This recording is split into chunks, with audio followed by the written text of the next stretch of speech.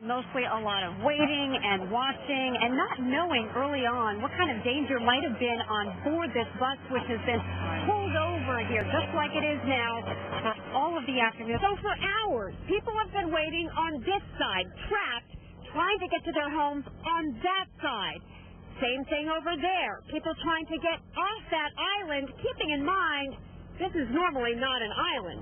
Toyota is actually stopping production at 6 plants. They've even told workers they can take an unpaid work leave. You can see the cameras mounted above the platform here. There are 900 of them mounted throughout tunnels and the subway system.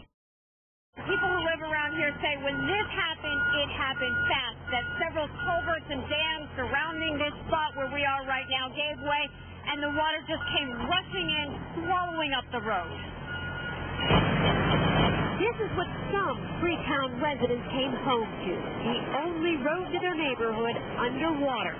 Crews trying to fill the sinkholes with piles of gravel and stem the swells with bags of sand. Actually, there's a pond across the street that has dams, and the dams have just given way. So this has washed out all the property across the street, which has then washed out the street itself. Some 250 homeowners and a school for developmentally disabled students stranded on an island. What are your concerns right now? How long it's going to take them to get this fixed so we can get back and forth to our home.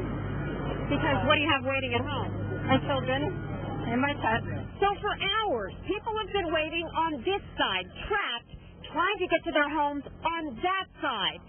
Same thing over there. People trying to get off that island, keeping in mind this is normally not an island. Where's the gentleman that had the insulin for his, right? Governor Deval Patrick called it the force of Mother Nature, offering residents what help he could. They piled in by the dozen, these special land, water, state police vehicles equipped to journey to the other side.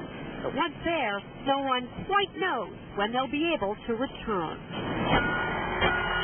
Now, oddly enough, we were out here talking with some families who were on the phone with relatives on the other side of this flooded road, and they say the damage to their homes really isn't bad. It's not such a matter of major flooding on the other side. It's more just a problem of access, but that's a really serious problem for a lot of people, and that's why these crews are working so hard to fill these big sinkholes in the road so that people might have access as soon as possible, Jonathan. On this little island where the ocean meets streets of cobblestone, one grieving mother is putting out a firestorm of speculation about her missing son. There was nothing odd, strange, mysterious. It was just an unfortunate, stupid accident.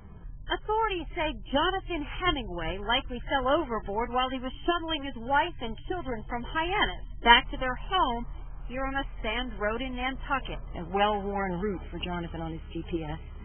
And then at 10:30 at these particular coordinates, the boat starts to spin. In big, slow circles, the boat eventually made its way to this Nantucket beach. His wife told police she and the children slept in a cabin underneath, all the while not knowing. By some miracle, it didn't capsize, it didn't hit jetties.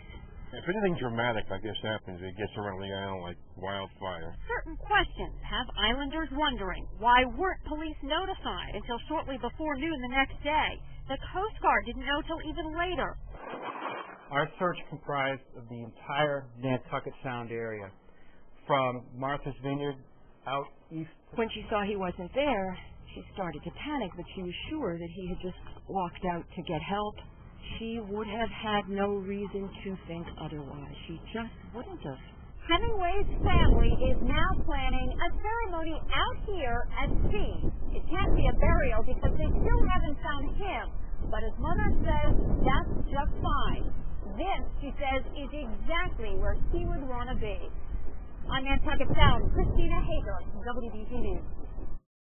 And Lisa, while this may seem like an unusual tactic to us, this 65-year-old man says it makes all the sense in the world to him. He needs to get this message out to anyone and everyone he possibly can. Mark Walper's ringtone sounds like a trumpet. You never know when the kidney donor he has been desperately waiting for to stay alive Hi, Diane. might come calling. trolley. Yes, there are 80,000 people out there waiting for kidneys. Which is why he's in his front yard with this billboard all over his hometown of Swampscott. Pictures coupled with pleas at the library and local businesses. To ask someone for a body part, you can't just go out there and say, because the other person just gets very, very uneasy. Wolper seems anything but uneasy, joking during our interview. We'll start over again. Take two. You don't stop it now. But even as he chuckles, the urgency of his message isn't lost. We think about our lives that it's going to be taken care of. We don't know that. We don't know that. Everybody says to me, oh, you'll be all right. Everything will be fine. You don't know that either. 15 people die every day waiting for a kidney. Wolper lost one kidney to cancer. The other one is now failing because of medication he took for an unrelated illness, Crohn's disease. In less than a year, he expects he'll have to go on dialysis, which would dramatically reduce his chances of surviving a transplant operation like this. Time is running out for that phone call. He has had a few inquiries, but still no firm offer for a kidney donation.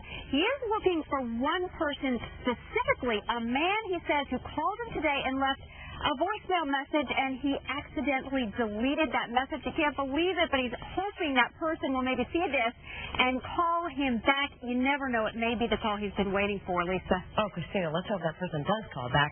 We should point out, it can't be just any donor. Obviously, the person has to be in good health. What other criteria is there?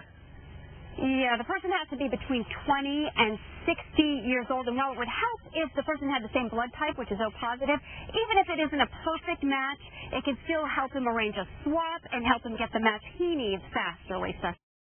Quilted blankets that will hang on the rails along these elevated tracks. You may hear it in a second because a trolley just pulled up here. This section of tracks was raised up as part of the new construction here, and if we pan over, we can see it's very close to several homes.